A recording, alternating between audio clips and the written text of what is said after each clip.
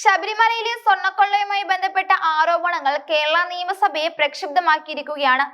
സഭ സമ്മേളിച്ച നിമിഷം മുതൽ പ്രതിപക്ഷം കടുത്ത പ്രതിഷേധവുമായി രംഗത്തെത്തിയതോടെ നിയമസഭ യുദ്ധക്കളമായി മാറി. പ്ലക്കാർഡുകളും ബാനറുകളും ഉയർത്തി സഭയുടെ നടുത്തളത്തിലിറങ്ങിയ പ്രതിപക്ഷം ഭരണപക്ഷത്തിനെതിരെ രൂക്ഷമായ മുദ്രാവാക്യങ്ങളാണ് മുഴക്കിയത്. ശബരിമലയിലെ സ്വർണ്ണ കവർച്ചയിൽ ദേവസ്വം മന്ത്രി ഉടനടി രാജിവെക്കണമെന്നായിരുന്നു പ്രതിപക്ഷത്തിന്റെ പ്രധാന ആവശ്യം. പ്രതിപക്ഷ നേതാവ് VD സതീശൻ വിഷയത്തിൽ അതിശക്തമായ നിലപാടാണ് സ്വീകരിച്ചത്.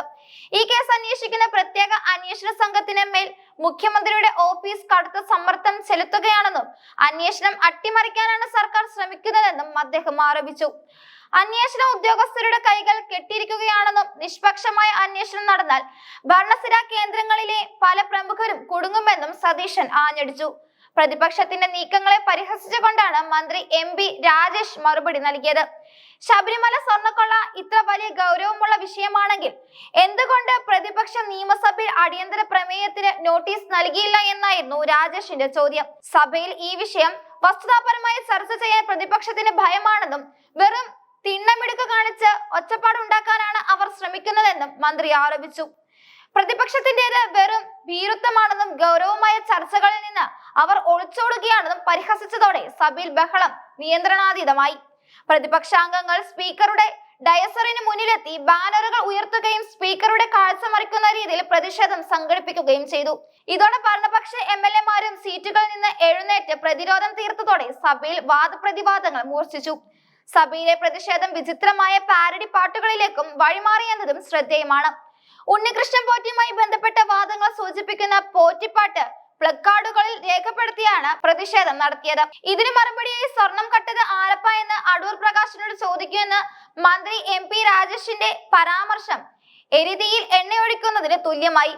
ഹൈക്കോടതിയിൽ നിയമ പോരാട്ടത്തിൽ പരാജയപ്പെട്ടപ്പോൾ അതിന് ക്ഷീണം തീർക്കാൻ സഭയെ ദുരുപയോഗം ചെയ്യുകയാണ് പ്രതിപക്ഷമെന്ന് മന്ത്രി കുറ്റപ്പെടുത്തി. യഥാർത്ഥ പ്രതികൾ പിടിക്കപ്പെടുന്ന ദിവസം പാടാൻ തങ്ങൾ ഒരു പാട്ട് ബാക്കി വെച്ചിട്ടുണ്ടെന്ന് രാജേഷ് പറഞ്ഞതോടെ പ്രതിപക്ഷം പാരഡി പാട്ടുകളുമായി പ്രതിഷേധം കടുപ്പിച്ചു.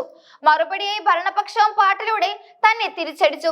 സ്വർണം കട്ടത് ആരപ്പ, കോൺഗ്രസ് ആണ് അയ്യപ്പ എന്ന മുദ്രാവാക്യം ഭരണപക്ഷ നിരയിൽ നിന്ന് ഉയർന്നതോടെ സഭയിലെ അന്തരീക്ഷം പൂർണ്ണമായും വഷളായി. ശബരിമലയിലെ കൊടിമരത്തിൽ സ്വർണം പൂശിയതുമായി ബന്ധപ്പെട്ടും പഴയ കൊടിമരം മാറ്റിയതുമായി ബന്ധപ്പെട്ടും ഉയർന്ന ആരോപണങ്ങളാണ് ഈ സ്വർണ്ണക്കൊള്ള വിവാദത്തിന്റെ അടിസ്ഥാനം.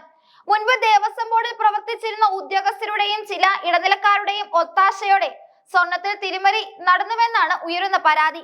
ഇത് സംബന്ധിച്ച അന്വേഷണം വഴിമുട്ടി നിൽക്കുന്ന സാഹചര്യത്തിലാണ് നിയമസഭയിൽ പ്രതിപക്ഷം സർക്കാർ പ്രതിരോധത്തിലാക്കാൻ ശ്രമിക്കുന്നത്. സ്വർണം പൂശാൻ ലഭിച്ച സംഭാവനകളിലും ഉരുപ്പടികളിലും വലിയ കുറവുണ്ടായിരുന്നെന്നും ഇത് ഉന്നതരുടെ അറിവോടെയാണെന്നും VD സതീശൻ ആരോപിച്ചു.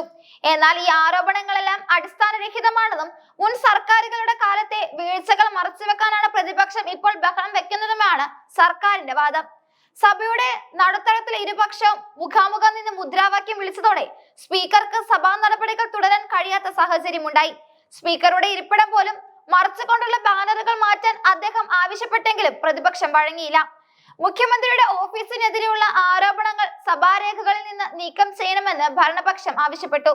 അതേസമയം അന്വേഷണ സംഘത്തെ സ്വതന്ത്രമായി പ്രവർത്തിക്കാൻ അനുവദിക്കാത്ത മുഖ്യമന്ത്രിയുടെ നിലപാട് ജനാധിപത്യ വിരുദ്ധമാണെന്ന് പ്രതിപക്ഷം തിരിച്ചടിച്ചു. ശബരിമലയിലെ സ്വർണത്തിന്റെ കണക്കുകളിൽ വലിയ പൊരുത്തക്കേടുകൾ ഉണ്ടെന്ന് CAG റിപ്പോർട്ടുകളിൽ പോലും സൂചനയുണ്ടെന്നാണ് പ്രതിപക്ഷം ചൂണ്ടിക്കാട്ടുന്നത്.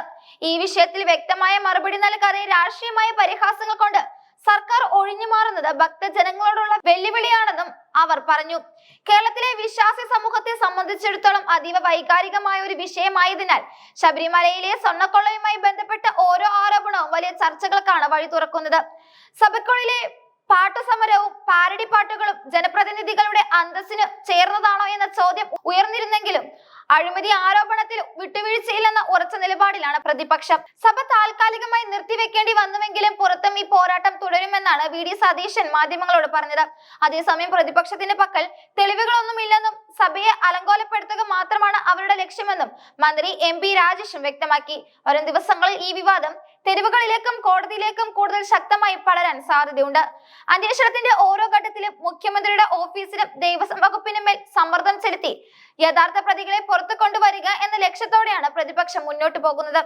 ഭരണപക്ഷം ഈ നീക്കങ്ങളെ രാഷ്ട്രീയമായി പ്രതിരോധിക്കാൻ ശ്രമിക്കുമ്പോൾ ശബരിമലയിലെ ആചാരങ്ങളും സമ്പത്തും ഒരുപോലെ സംരക്ഷിക്കപ്പെടണമെന്നാണ് സാധാരണ ഭക്തരുടെ ആഗ്രഹം.